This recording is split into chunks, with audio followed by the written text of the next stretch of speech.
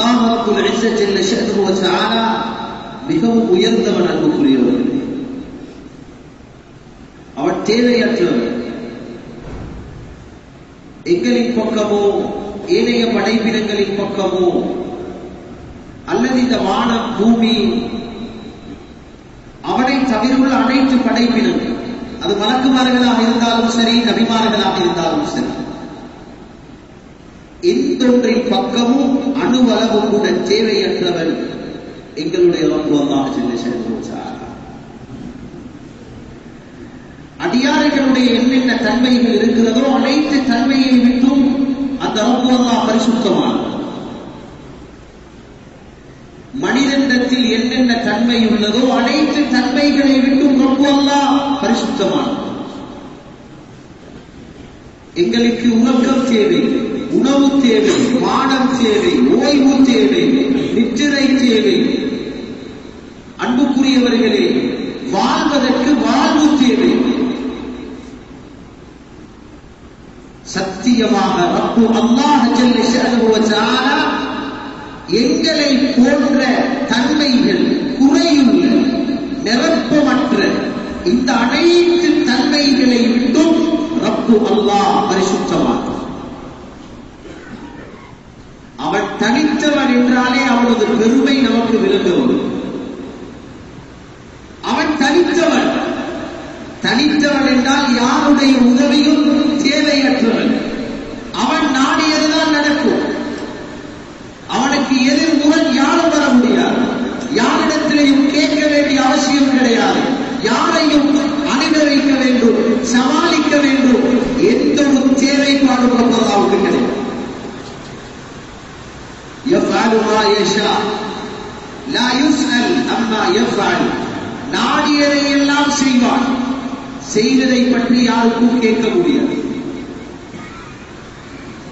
ஏன் இவ்வாறு நடந்தது, ஏன் இவ்வாறு நடந்தது, யாருக்கும் கேட்க முடியாது.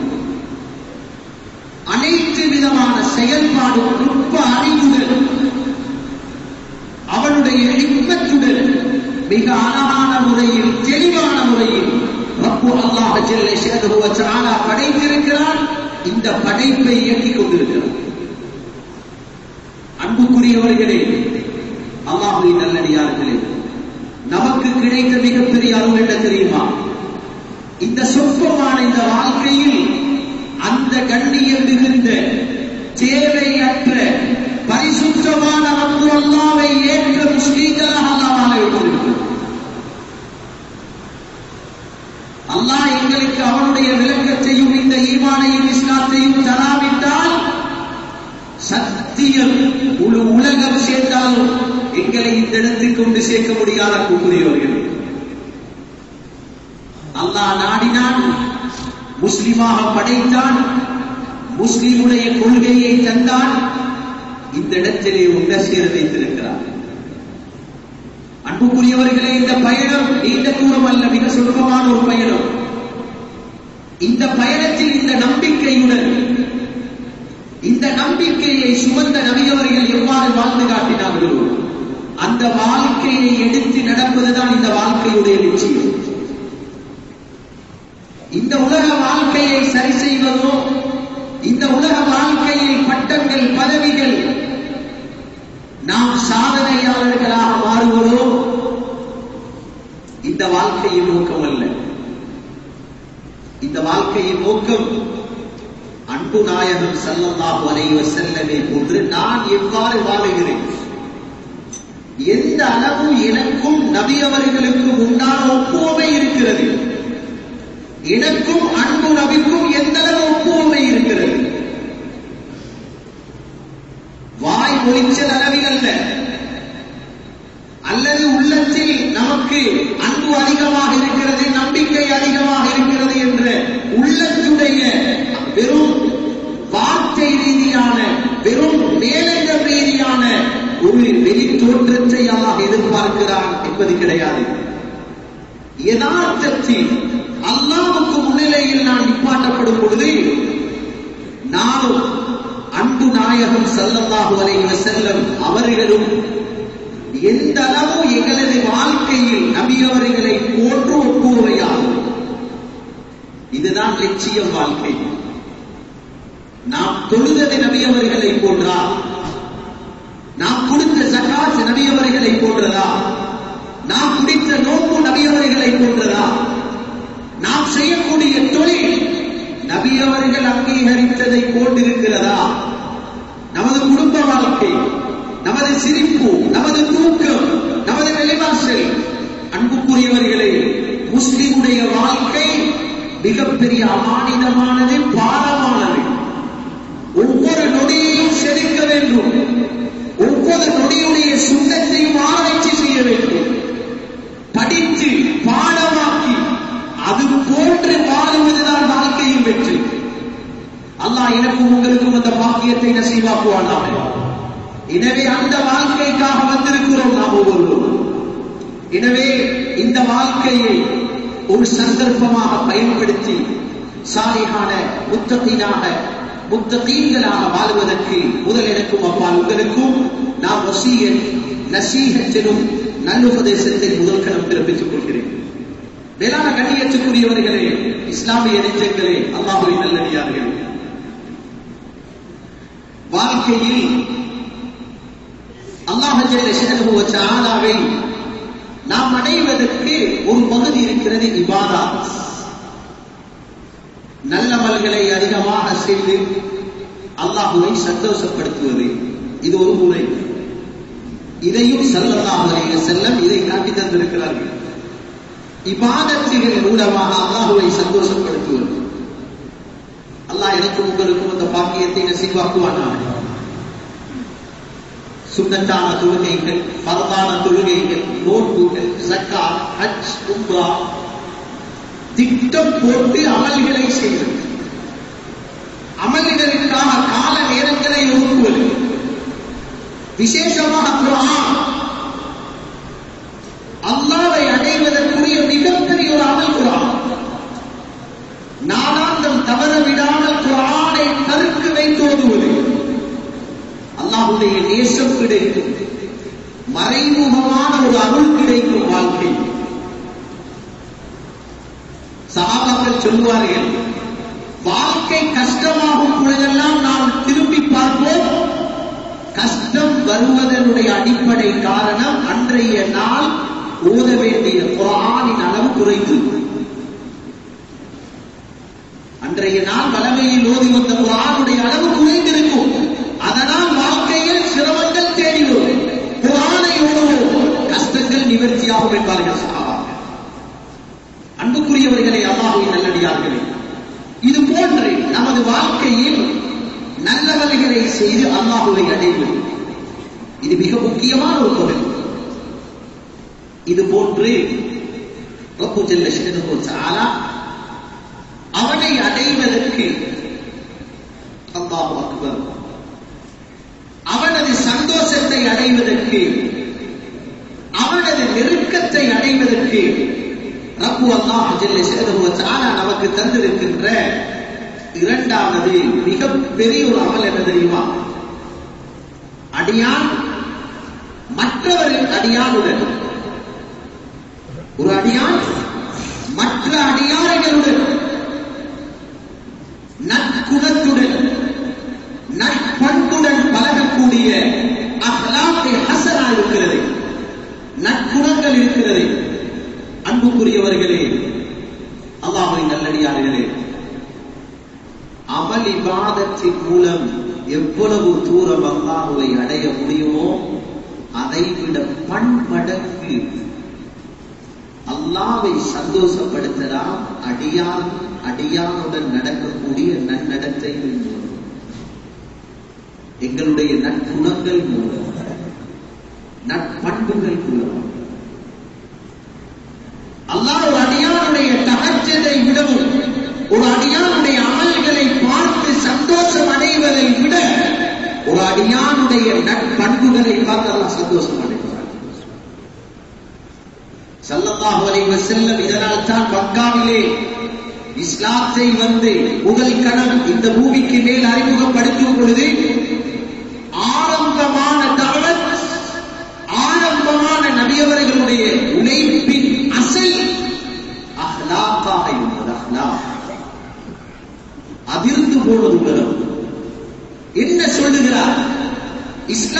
சொல்லுகிறார், கடைசி நபி என்று சொல்லுகிறார். ஆனால் ஒருவருக்கு ஒருவர் உணவு கொடுக்கும் பிரகாரம் இவர் போதிக்கிறார். உணவு கொடுக்கட்டாம், குடும்ப உணவுடன் சேர்ந்து நடக்கட்டாம், தவறுகள் நடந்தால் மன்னிக்கட்டாம். என்ன ஆச்சரியம் இது! இபாதத்தை அல்லவா இவர் சொல்ல வேண்டும். தொழுகை, நோன்பு, ஸகாத், ஹஜ் இது போன்ற வணக்கங்களை செல்லாமல் இவர் ஏது இங்கே நற்குணங்களை போதிக்கிறார் என்று உலகம் பார்த்து ஆச்சரியம் அடைந்தே ஏராளமான பேர் இஸ்லாத்துக்கு வந்தார். அன்புக்குரியவர்களே, இஸ்லாமிய நெஞ்சங்களே, அல்லாஹ்வின் நல்லடியார்களே, ஸல்லல்லாஹு அலைஹி வஸல்லம் இந்த உலகத்தில் குர்ஆனை எடுத்து வந்தது மிகப்பெரிய ஒரு அட்டாட்சி, நபி அவர்களுடைய மிகப்பெரிய முஅஜிஸா. இந்த குர்ஆனுக்கு அடுத்தபடி நபி அவர்கள் இந்த உலகத்துக்கு எடுத்து வந்த மிகப்பெரிய அட்டாட்சி என்ன தெரியுமா? இந்த உம்மத்தை உருவாக்குவதற்கு எடுத்து வந்த திட்டம் என்ன தெரியுமா? இன்னக லஅலா குலுகின் அதீம், நட்பண்புகளை எடுத்து வந்தார். அல்லாஹ் சொல்லுகிறான் நபி அவர்களை பார்த்து, நபியே இன்னக நீங்கள் லஅலா குலுகின் அதீம், உலகத்தில் உள்ள எல்லா குணங்கள், எல்லா நட்பண்புகள் உங்களுடைய கால் பாதத்துக்கு கீழால் தான் இருக்கிறது. உங்களுடைய கால் பாதத்துக்கு கீழால் தான் இருக்கிறது. அன்புக்குரியவர்களே, இஸ்லாமிய நெஞ்சங்களே, ஹஜ்ரத் ஸல்லல்லாஹு அலைஹி வஸல்லம் இந்த உம்மத்தை உருவாக்குவதற்கு, அல்லாஹ்வை அடைவதற்கு நமக்கு காட்டித் தந்த மிக அடிப்படையான ஒரு வழிகாட்டல் தான் நாம் ஒவ்வொரு நட்பண்புகளுக்கு சொந்தக்காரராக. அதில் நட்பண்புகள் என்று பேசினால் இந்த தலையங்கம் மிகவும் விசாலமாகும். எங்களுக்கு மிக தேவையான, நாம் ஒவ்வொருவரும் நமது குடும்ப வாழ்க்கை மட்டுமல்ல, சமூக வாழ்க்கை மட்டுமல்ல, அனைத்து கட்டங்களிலும் நாம் கடைபிடிக்க வேண்டிய மிக முக்கியமான ஒரு பண்புதான் அன்புக்குரியவர்களே, எப்பொழுதும் மற்றவர்களை, எங்களை கடந்துள்ள அனைவர்களும், எனது மகனாக இருக்கலாம், மகனாக இருக்கலாம், மனைவியாக இருக்கலாம், சகோதர சகோதரியாக இருக்கலாம், யாராக இருந்தாலும், நண்பராக இருக்கலாம், ஏன் எங்களது விரோதியாக இருந்தாலும் சரி, இஸ்லாம் நமக்கு அனைத்து இடங்களிலும் பயன்படுத்த வேண்டிய மிக முக்கியமான ஒரு பண்பாக ஸல்லல்லாஹு அலைஹி வஸல்லம் காட்டித் தந்தார்கள். நீங்கள் மற்றவர்களை மதித்து சங்கைப்படுத்தி வாழ வேண்டும். ஒருவர் மற்றவருக்கு செய்ய வேண்டிய மரியாதை, சங்கையை நீங்கள் மறந்து, அதை கிழித்து, அதை புறக்கணித்து யாருடனும் உறவு கொள்ளாதீர்கள். யாருடனும். சுப்ஹானல்லாஹ், சுப்ஹானல்லாஹ். ஹிஜ்ரி 8 மக்காவை வெற்றி கொள்கிறார்கள். மக்காவில் இருந்தே விரட்டப்பட்டு மக்காவை வெற்றி கொண்டு மக்காவில் தன்னை பின்பற்றக்கூடிய உத்தம சஹாபாக்களை உருவாக்க வேண்டும். எங்கே? சொந்த நாட்டில், திரட்டி அடிச்ச நாட்டில் ஒரு உம்மத்தை உருவாக்கணும். நபி அவங்க என்ன செஞ்சாங்க? மக்கா வெற்றி கொள்ளப்படுது, மக்கா கத்தளிச்சு கொண்டிருக்கிறது, எல்லாரும் பயப்படுறாங்க, இன்றைக்கு எல்லாரையும் கொன்றுவாங்களோ. பெண்கள் யோசிக்கிறாங்க, நாங்கள் எல்லாம் இந்த அடிமையாகிடுவோமோ, எங்கட புள்ளகள் எல்லாம் அடிமையாகிடுவாங்களோ. தத்தளிச்சு கொண்டிருக்கிறார்கள். ஸல்லல்லாஹு அலைஹி வஸல்லம் ஒரு செய்தி கொடுத்தாங்க பாருங்க. சொன்னாங்க, இன்று இந்த மக்காவுடைய பூமியில யாரெல்லாம் இஸ்லாத்தை ஏற்கிறார்களோ இவர்கள் எல்லாம் அபயம் பெற்று எங்களை கொண்டு மாறிவிட்டார்கள். இஸ்லாத்தை ஏற்றால் எங்களை கொண்ட உதவி உங்களுக்கு கிடைக்கும் என்றார்கள். எல்லார மனசுலையும் வந்துச்சு, அப்ப கட்டாயம் இஸ்லாம் ஏற்றுக்கொண்டாதான் எங்களுக்கு பாதுகாப்பு. சொன்னாங்க, இல்லை. இரண்டாவது சொல்கிறேன், யார் பைத்துல் ஹராம் கஅபத்துல்லாஹுக்குள்ளால நுழைந்தார்களோ இவங்களுக்கும் பூர்த்தியான பாதுகாப்பு கொடுக்கிறோம்.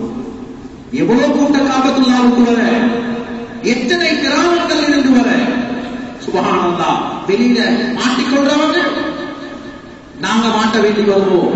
நபி அவங்க சொன்னாங்க இல்லை. இஸ்லாத்துக்கு வந்தவங்களுக்கு பாதுகாப்பு, கஅபாவுக்குள்ளால் இருக்கிறவங்களுக்கும் பாதுகாப்பு. உங்களோட கண்ணியம், உங்களோட மரியாதை, உங்களோட உடமை நாங்க பாதுகாப்பு தருவோம். மூணாவது சொன்னாங்க, உங்களோட தலைவர் இருக்கிறார் அபூ சுஃபியான். இவ்வளவு காலமும் உங்களோட ஊர்ல தலைவராக இருந்தவர். அபூ சுஃபியானுடைய வீட்டில் யாரெல்லாம் நுழைனாங்களோ இவங்களுக்கும் பூர்த்தியான பாதுகாப்பு தாரோம் என்றாங்க. மக்கா அதிர்ந்து போனது. சுப்ஹானல்லாஹ். எங்கட நாட்டை நாங்களே அடிச்சு திரட்டினவர் எங்கட நாட்டுக்கு வந்து எங்கட ஊர் தலைவரை வளைச்சு எங்கட ஊர் தலைவர்கிட்ட வீட்டுக்குள்ளால போனா அவையை கிடைக்கும் என்று நபி அவங்க சொல்றாங்களா? ஆச்சரியப்பட்டது. சுப்ஹானல்லாஹ். எவ்வளவு பேர் வந்து வீட்டுக்குள்ளால இருக்க. நாலாவது சொன்னாங்க, இல்லை, இதையும் கடந்து ஒரு வார்த்தை சொல்கிறேன்.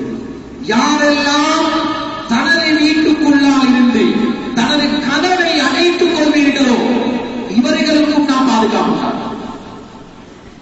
உங்களோட வீட்டுக்குள்ளால நீங்க இருந்தால் உங்களுக்கு பாதுகாப்பு கிடைக்கும் என்று ஸல்லல்லாஹு அலைஹி வஸல்லம் அங்கிருந்த ஒவ்வொரு முஸ்லிமா, ஒவ்வொரு மனிதனுடைய ஆண்கள் பெண்கள் எல்லாருடைய அந்தஸ்தையும் மரியாதையையும் கௌரவத்தையும் பாதுகாக்கும் முகமாக சொன்னாங்க. உங்களோட வீட்டில் இருந்தா நீங்க பாதுகாப்பு பெற்றுடுவீங்க. மேலானவர்களே, அன்புக்குரியவர்களே, இஸ்லாமிய நெஞ்சங்களே, அல்லாஹ்வின் நல்லடியார்களே, நாம் ஒருவர் மற்றவரை மதிக்கும் பொழுதுதான் எங்களுக்கு மத்தியிலே ஒரு இணைப்பும் உருவாகும்.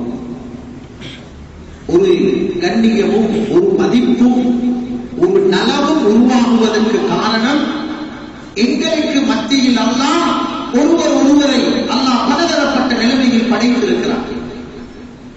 நாம் நமக்கு மத்தியில் உள்ள அந்த வேறுபாடுகளை, அந்த வித்தியாசங்களை பொருட்படுத்தாமல் ஒருவர் மற்றவரை என்னை விட மற்றவர் சிறந்தவர் என்ற நோக்கிலே, என்னை விட மற்றவர் சிறந்தவர் என்ற நோக்கத்திலே அனைவருக்கும் உண்டான சங்கையையும் மரியாதையையும் கண்ணியத்தையும் கொடுத்து நாம் புலங்க ஆரம்பிப்போமாக இருந்தால் சத்தியமாக ஒரு சிறந்த கிராமம் உருவாகும். குரோதங்கள் அற்ற கிராமம் உருவாகும். பஞ்சகங்கள் அற்ற கிராமம் உருவாகும். கோபம், சண்டை சச்சரவு, சுப்ஹானல்லாஹ், இருக்கக்கூடிய அசிங்கமான நோய்கள் அனைத்தும் இல்லாததாக ஒரு கிராமம் உருவாகும். அன்புக்குரியவர்களே, அல்லாஹ்வின் நல்லடியார்களே, எப்பொழுது நாம் ஒருவர் மற்றவருக்கு கொடுக்க வேண்டிய சங்கையை நாம் கொடுக்காமல் தவறி போகுமோ அங்குதான் உள்ளங்கள் பிளவு கொள்ளாது. இப்லீஸ் மலக்குமார்களுடன் இருந்தவர். எப்பொழுது ஆதம் அலைஹிஸ்ஸலாமை படைத்து ஆதமை விட நான் சிறந்தவன், ஆதமை விட நான் சிறந்தவன் என்று ஆதம் அலைஹிஸ்ஸலாமுக்குரிய மரியாதையை, சங்கையை, கொடுக்க வேண்டிய கண்ணியத்தை கொடுக்காமல் மறுத்தானோ அங்குதான் இப்லீஸ் பிரிக்கப்பட்டார், அங்குதான் துரத்தப்பட்டார், அங்குதான் அவரது அழிவும் ஆரம்பம். அழிவும் அங்குதான் ஆரம்பம். அன்புக்குரியவர்களே, இஸ்லாமிய நெஞ்சங்களே, அல்லாஹ்வின் நல்லடியார்களே, நாம் ஒரு அழகான ஒரு கிராமத்தை சேர்ந்தவர்கள்.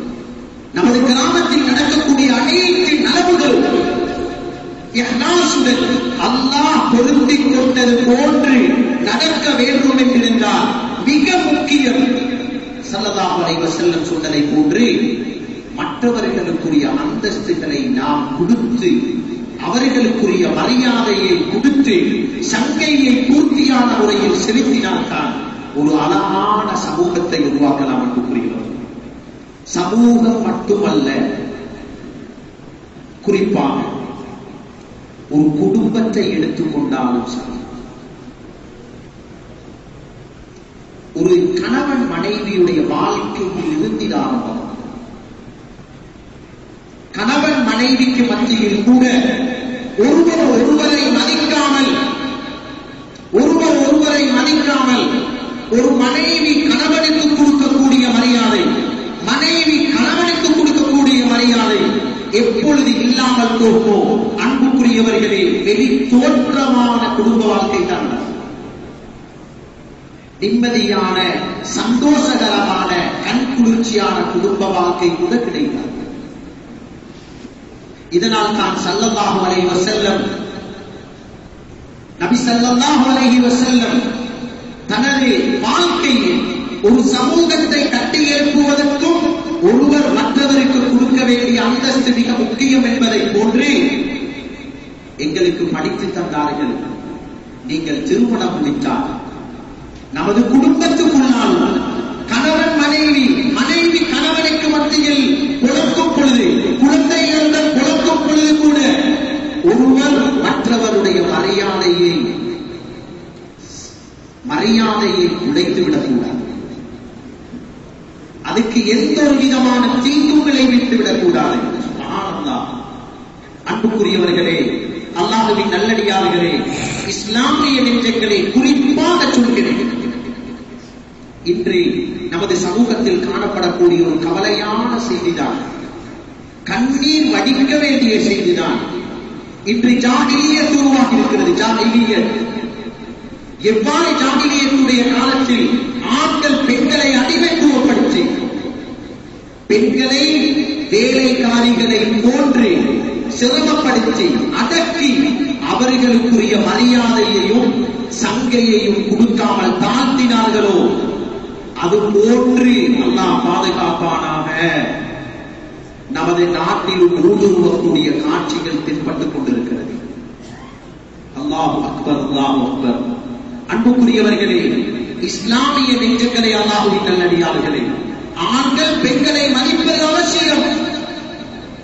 ஸல்லல்லாஹு அலைஹி வஸல்லம் சொன்னார்கள், ஒரு ஹதீஸிலே வந்திருக்கிறது, மா அக்ரபஹுன்ன இல்லா கரீம் வமா அஹானஹுன்ன இல்லா லஈம். எந்த வீட்டிலே பெண்கள் அவமதிக்கப்படுகிறார்களோ, பெண்கள் தாழ்த்தப்படுகிறார்களோ, அந்த வீடு நிச்சயமாக ஒரு முஸ்லிமுடைய வீடாக இருக்க முடியாது. அது ஜாஹிலுடைய, ஜஹாலத்துடைய, ஜாஹிலியத்துடைய ஒரு வீடாகத்தான் இருக்க வேண்டும். பெண்கள் அவமதிக்கப்படுவார்கள் என்றிருந்தார் சொன்னார்கள். உண்மையான முஸ்லிம், சங்கையான ஒரு முஸ்லிம் எப்பொழுதும் தனது வீட்டாளர்களை அவமதிக்க மாட்டான், வீட்டாளர்களை தாழ்த்த மாட்டான். ஸல்லல்லாஹு அலைஹி வஸல்லம் ஆணித்தனமாக சொன்னார்கள்.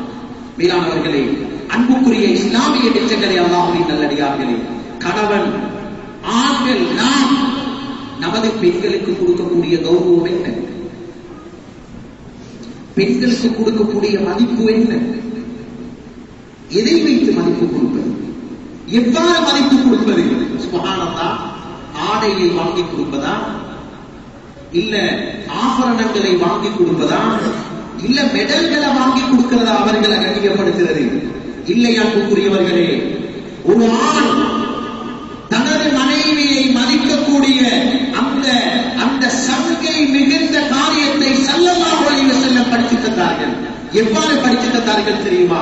நபி ஸல்லல்லாஹு அலைஹி வஸல்லமுடைய சுன்னாக்களிலே மிக முக்கியமான ஒரு சுன்னத், தனது வீட்டுக்குள்ளால் நபி அவர்கள் நுழைந்தால் வீட்டுடைய உள் விவகாரங்கள், வீட்டுக்குள்ளால் உள்ள விவகாரங்கள், அனைத்து வீட்டு உள் விவகாரங்களிலே மனைவி மக்களை தான் முற்படுத்துவார்கள். நபி ஸல்லல்லாஹு அலைஹி வஸல்லம் அதற்கு உதவியாக இருப்பார்கள்.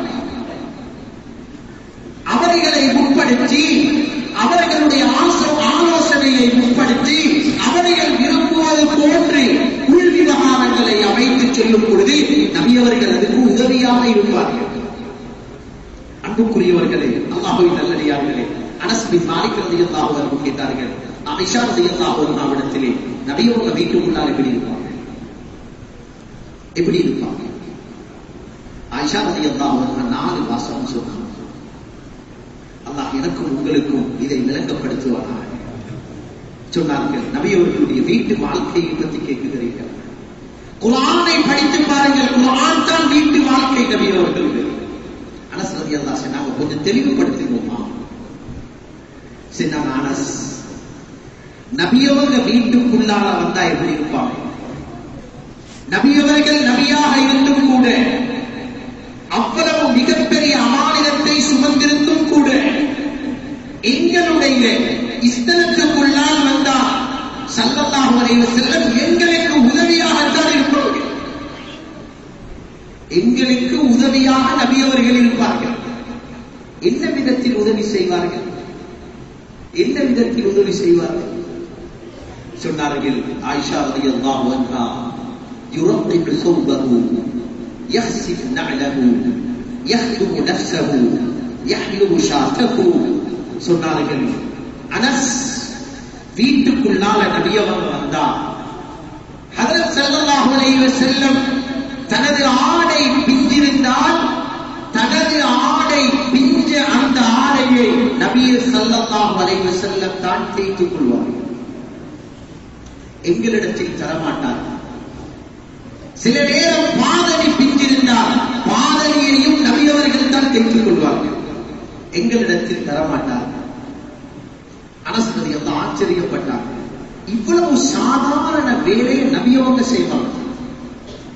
உடுப்பு தைக்கிற வேலையை நபி அவங்க செய்வாங்களா? ஆயிஷா ரலியல்லாஹு சொன்னாங்க, அனஸ் யஹ்துமு நஃப்ஸஹு, வீட்டுக்குள்ளான நபி அவங்க வந்தார், நபி அவர்களுடைய அனைத்து காரியங்களையும் நபி அவர்களாகத்தான் செய்வார்கள். அவருடைய எல்லா சோழிகளையும் அவராக செய்து கொள்வார்கள். இந்த அளவுக்கு அவருடைய சோழியை செய்து எங்களுக்கு உதவி செய்வார்கள் தெரியுமா? நாம் அன்று எதை சமைப்போமோ அதைத்தான் உண்ணுவார்கள். எது வீட்டில் இருக்குமோ அதைத்தான் உண்ணுவார்கள். சில நேரம் சாப்பிடுவதற்கு உணவு இருக்காது. ஸல்லல்லாஹு அலைஹி வஸல்லம் எங்களுக்கு உதவிமானம் செய்வதற்கு வெளியில் சென்று, வெளியில் கட்டி இருக்கும் ஆட்டிலே நபியவர்கள் பால் கறந்து கொண்டு வந்து தருவார்கள். அன்புக்குரியவர்களே, இஸ்லாமிய நெஞ்சங்களே, அல்லாஹ்வின் நல்லடியார்களே, அரேபியர்கள் சொல்லுவார்கள், ஒரு அரேபிய பெண்ணிடத்தில் அவளது கணவனை பற்றி கேட்ட நேரம் அவர் ஒரு வார்த்தை சொன்னார். ஷாரை அல் இஸ்லாமியாவிலே இது பதிவாகிறது. அவள் சொன்னால், எனது கணவனிடத்தில் 3 தன்மை நான் பார்த்திருக்கிறேன். ஒன்று, வஹூகன் சகீகன் இதா ஹரஜ வ வஹூகன் இதா தஹல வலா யஸ்அல் அம்மா லா யூஜத். வெளியில் சென்றால் அமைதியாக இருப்பார், வீட்டுக்குள்ளால் வந்தால் சிரிச்ச பொன்னுருவருடன் இருப்பார். இதுவல்ல விசேஷம். 3வது ஒரு தன்மை பார்த்திருக்கிறேன். லா யஸ்அல் அம்மா லா யூஜத். வீட்டுக்குள் எது இருக்குமோ அதை கொண்டு போதுமாக்கிக் கொள்வார். இல்லாததை கேட்க மாட்டார். இல்லாததை கேட்க மாட்டார். அன்புக்குரியவர்களே, அல்லாஹ்வின் நல்லடியார்களே, இதுதான் ஸல்லல்லாஹு அலைஹி வஸல்லம் உடைய சாராம்சம். நபியவர்கள் வீட்டுக்குள்ளால் வந்தால் பெண்களுக்கு உதவியாக இருப்பார்களே தவிர நபியவர்கள் அங்கே ஆளுமை செய்தது கிடையாது. வீட்டுடைய சூழல் பெண்களுக்கு கொடுப்பார்கள். பெண்களுடைய அவர்களுடைய அந்த சிந்தனையையும் அவர்களை முற்படுத்தி ஸல்லல்லாஹு அலைஹி வஸல்லம் அவர்களுக்கு உதவியாக வாழ்வார்கள். சுப்ஹானல்லாஹ். எந்த அளவு அந்த பெண்களை மதித்து அவர்களுக்குரிய அந்தஸ்தை பேணி அவர்களுடைய மரியாதையை கவனம் செலுத்தியிருக்கிறார்கள். அன்புக்குரியவர்களே, அல்லாஹ் அக்பர், அல்லாஹ் அக்பர். ஸல்லல்லாஹு அலைஹி வஸல்லம் உடைய வாழ்க்கையிலே எப்பொழுதும் நபி ஸல்லல்லாஹு அலைஹி வஸல்லம் தனது மனைவியிடத்தில் காணக்கூடிய சிறப்பு அம்சங்களை கொண்டு புகழுவார்கள், புகழ்ந்து சந்தோஷப்படுத்துவார்கள். வல்லாஹி சொல்லுகிறேன், தனது மனைவியிடத்தில் இருக்கும் சிறப்பு அம்சத்தை கண்டு புகழ்ந்து அங்கே பாராட்டி சந்தோஷத்தை கூட்டி கொடுப்பார்களே தவிர ஒரு காலம் ஸல்லல்லாஹு அலைஹி வஸல்லம் குறை சொல்ல மாட்டார்கள். இதுதான் பெண்களுக்கு கொடுக்க வேண்டிய மரியாதை. வீட்டுக்குள்ளால் நாம் செய்ய வேண்டிய சங்கை மிகுந்த தன்மை இதுதான்.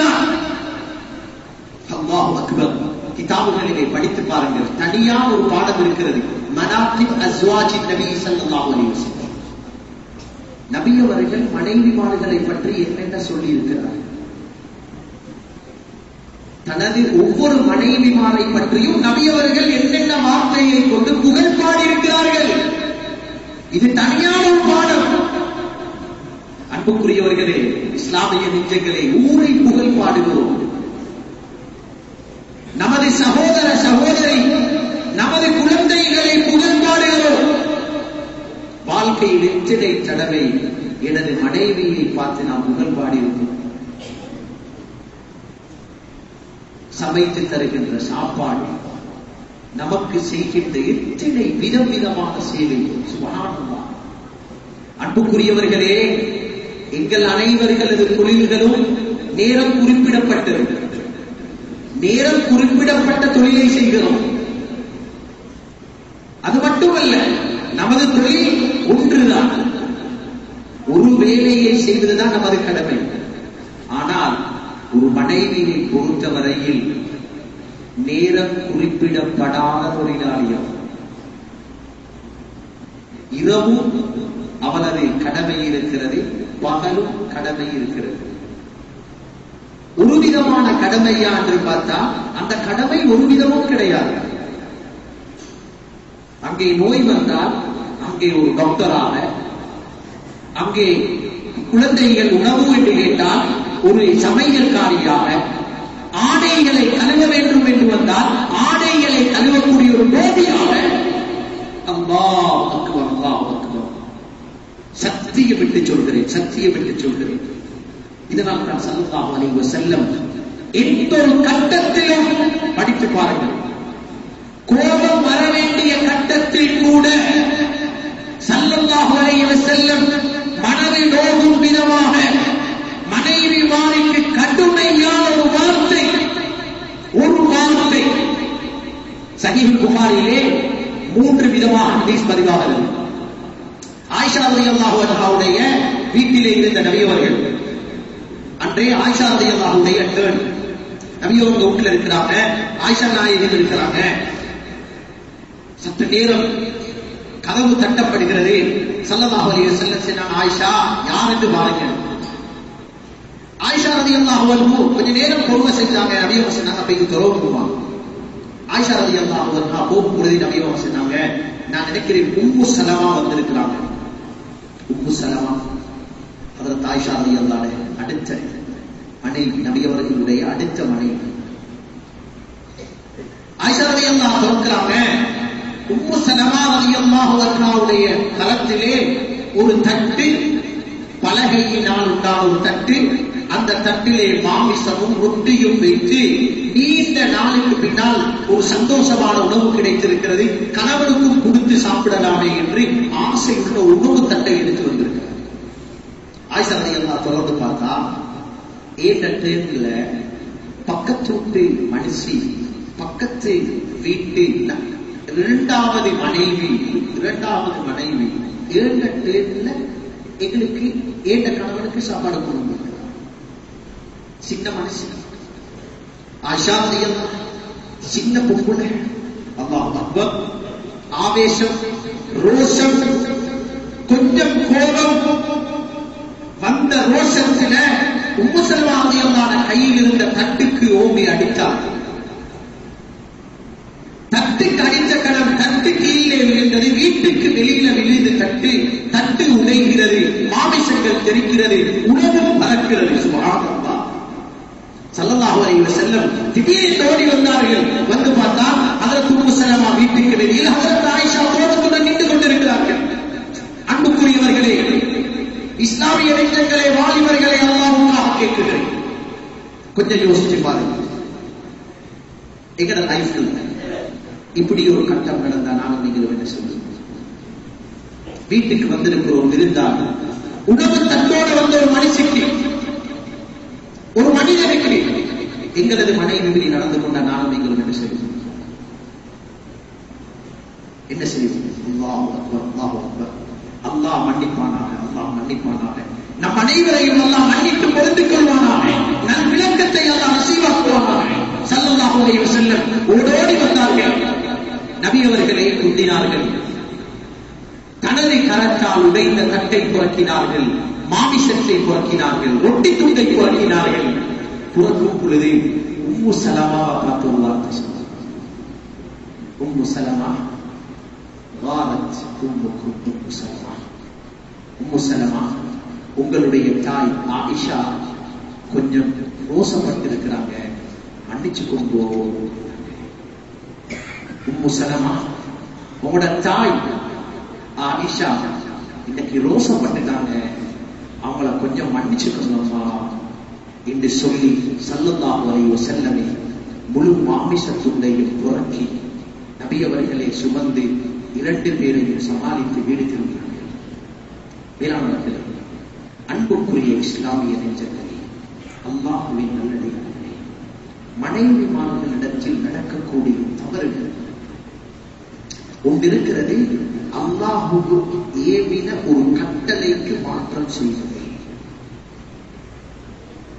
அல்லாஹ் தடுத்த ஒரு பாவத்தை செய்தால் அதை தட்டி கேட்பதற்கு இஸ்லாம் அனுமதி தந்திருக்கிறது. ஆனால் அல்லாஹ்வுடைய கட்டளைகள் இல்லாத ஏனைய தவறுகள், ஏனைய குறைபாடுகள், ஏனைய விலகீனங்கள் வந்தால் அன்புக்குரியவர்களே, இஸ்லாமிய நெஞ்சங்களே, அல்லாஹ்வுக்காக சொல்கிறேன், அதில் நாம் காட்டக்கூடிய பண்பு இருக்கிறது, நாம் செய்யும் பொறுமை இருக்கிறது, நாம் கொடுக்கும் விட்டு கொடுப்பு இருக்கிறது, நாம் கொடுக்கும் மன்னிப்பு இருக்கிறது. சத்தியமாக சொல்கிறேன், அது எங்களுக்கும் எங்களது மனைவிக்கும் மட்டுமானதாக இருக்காது. நாம் தவறு நடக்கிறது, மன்னிக்கிறோம், விட்டு கொடுக்கிறோம், சமாளித்து போகிறோம். அதனுடைய லாபம் கணவன் மனைவிக்கு மட்டுமானதல்ல. சத்தியம் என்று சொல்கிறேன், மிம்பரில் இருந்து சொல்கிறேன், எந்த அளவு கணவன் மனைவியுடைய வாழ்க்கையில் ஒருவர் ஒருவரை மதித்து மன்னிப்புடன் விட்டுக் கொடுப்பார்களோ, சத்தியமாக அந்த கணவன் மனைவியுடைய குழந்தை சாலியான கட்குளிர்ச்சியான குழந்தையாக அல்லாஹ் ஆக்கி தராமல் விடவே மாட்டார். சாலியான குழந்தையாக ஆக்கி தராமல் விடவே மாட்டார். ஆனால் இன்று என்ன நடக்கிறது அன்புக்குரியவர்களே? பலகீனமான எங்களது வாழ்க்கையை சற்று சிந்தித்து பாருங்கள். அல்லாஹ்வுக்காக எனது மனதில், எனது வாழ்க்கையில் என்னோடு பயணிக்கக்கூடிய எனது மனைவிக்குரிய மதிப்பு என்ன? அவளுக்கு நான் கொடுக்கக்கூடிய அந்தஸ்து என்ன? எவ்வளவு மதிப்பு இருக்கிறது? அல்லாஹ் மன்னிப்பானாக. ஒரு கிளாஸ் உடைஞ்சு போகுது, ஒரு கிளாஸ்,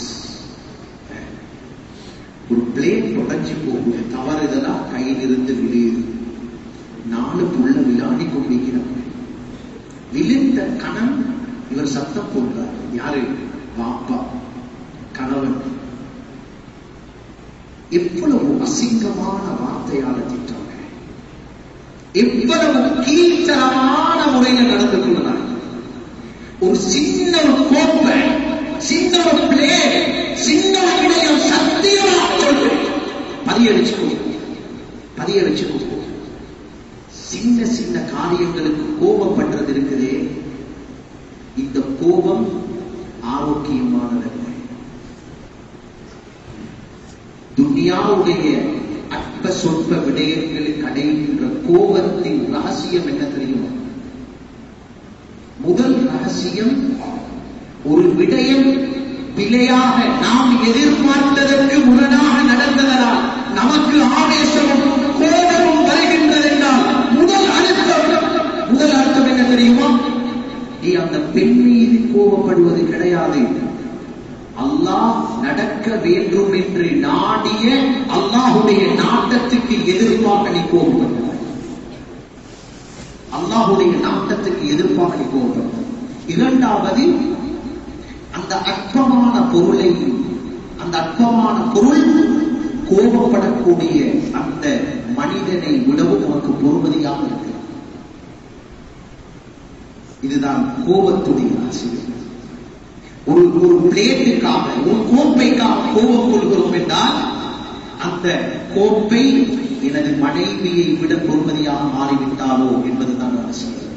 எனவே அன்புக்குரியவர்களே, அல்லாஹ் ஜல்ல ஷஅனுஹு வ தஆலா என்னையும் உங்களையும் பொருந்திக் கொண்டு சாலிஹான நல்லோர்களாக வாழ்வதற்கு அல்லாஹ் தௌஃபீக் செய்வானாக.